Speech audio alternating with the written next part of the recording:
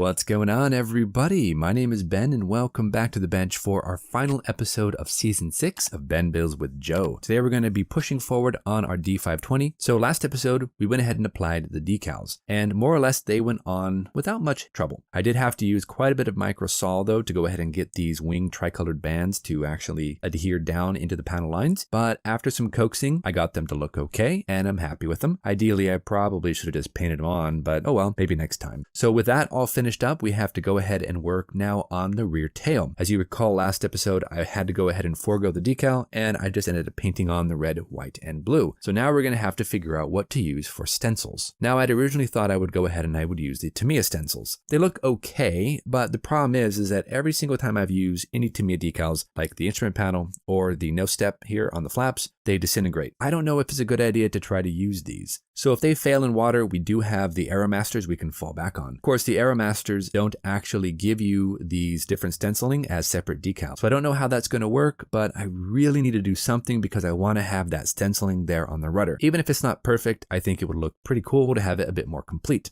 So I think what I'm going to go ahead and do is I'll try the Tamiya. If they don't work, I'll go to these Dewoitine, the D520, and the aircraft number as separate decals. Then just go ahead and apply them on there because I have a good feeling the Tamiya are probably going to disintegrate in water. So that's not going to be a good idea if that happens. So I think what we're going to do first, guys, we're going to jump into a time lapse and I'm going to pull out the future and we're going to go ahead and overcoat the entire aircraft to cover and make sure that everything is protected. This is also going to allow us to cover over the painted markings there on the rudder because I actually haven't overcoated that in future yet. So that's going to give us an opportunity to go ahead and protect all of my paintwork and all the decals. So that's what we're going to go ahead and do first. I'm going to grab some future and we're going to apply that over the entire surface of the aircraft. It's going to give us a really good glossy finish for our weathering stages. Then we'll come on back after that is dry. We'll start applying the rudder decals, see if we can get that done. After that is dry, then we can final coat everything with future and we should be good. Now I'm going to try to go ahead and use these Tamiya decals first. I'll do it off camera. If it works, then I'll go ahead and start recording and we'll go through with those stenciling. If they don't work, I'm going to jump right into the Aeromasters. So let's go ahead and push on here, guys. Grab that future, get these decals on, see what we can do.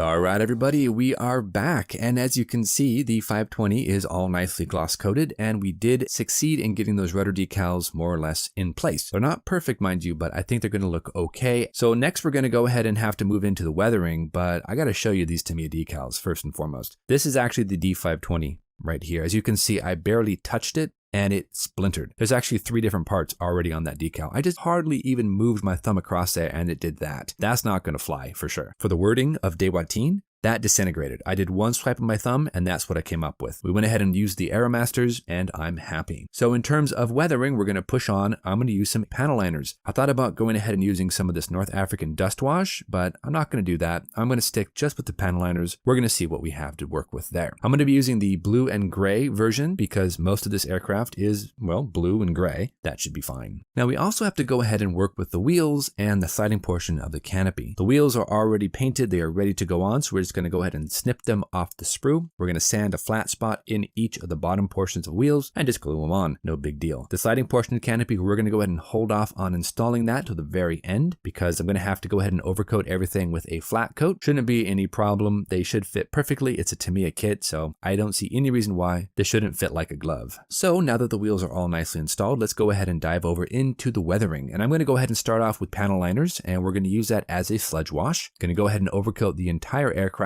and then let that dry and then just slowly wipe it down. I'm really kind of going for a subtle effect as I usually do. Just want to go ahead and give it a little bit of wear and tear, not too much. I'm going to do also some colored pencil chipping, some oil work as well with some oil paints, weathering dust with our AIM weathering powder. We're just going to see what we can do and make it look a little bit more used. So back into that time lapse, guys. Let's push through. Let's get this thing weathered, hit some colored pencils, get some dust going, get some oils going, and we will be hopefully finished with this little kit.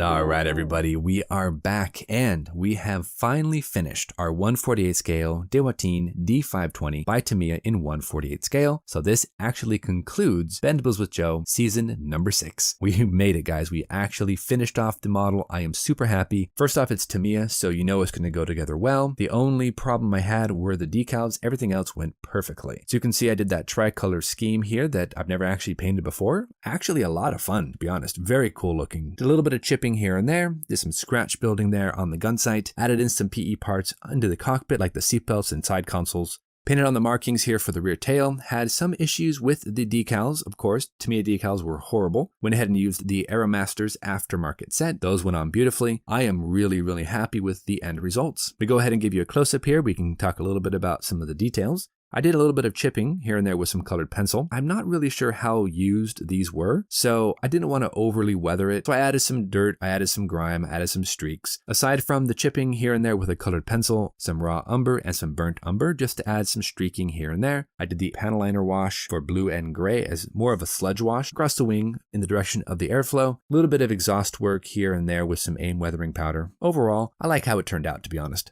Zooming in here even closer, the cockpit was one of my favorite portions of this build. In fact, scratch building this crazy lantern style sight was a lot of fun. Probably the highlight here for me on this build. I just used some styrene, I stretched some sprue, I used a clear piece of plastic in there to go ahead and give that lens effect. I think it looks pretty cool, and it really is very prominent there so you can see it from almost any angle. I'm very pleased. We also went ahead and used our PE set by Edward for the seat belts as well as the sidewall consoles. I did some alteration there on the chair, drilling out the corners and then the very center section there. Could have been a little bit cleaner, I'm sure, but I'm happy with it. Of course, one of the issues I did have was that rear tail decal. I could not use the Aeromasters decal as they were, so I had to paint and I added just the wording. Some of them are not exactly perfect because they just weren't the same length as they should have been on the rudder. It is what it is, right? I'm just happy to be done with that section. I'm happy to have this finished. Just finishing up the aircraft, guys, I thought about maybe adding in a string here on the aerial, but I couldn't find a reference photo that showed that. So I just left it off. I think it looks fine without it. Painting on the markings for that rear tail was interesting and exciting with the red and yellow stripes, painting on the yellow nose, and then of course the tricolor camo scheme. But all in all, guys, I had a lot of fun with this particular build. The only letdown, of course, were the decals. If you guys end up going out to build this particular version, make sure to grab an aftermarket decal set. I went out and picked up these Aeromaster decals for the Dewoitine D520 Part 2. I still have leftover decals, so I could build another one if I really wanted to. But that is it. We are finished with season number 6 for Ben Builds with Joe. Until our next episode, guys, you know the drill. Go out there, get yourself some bench time, have some fun, build something cool. Make sure to drop on by Joe's channel, check out his D520. Turned out beautifully, and we will see you back here on season 7 of Ben Builds with Joe, just as soon as we figure out what we want to build. Until then, take care, and we'll see you soon. Bye for now.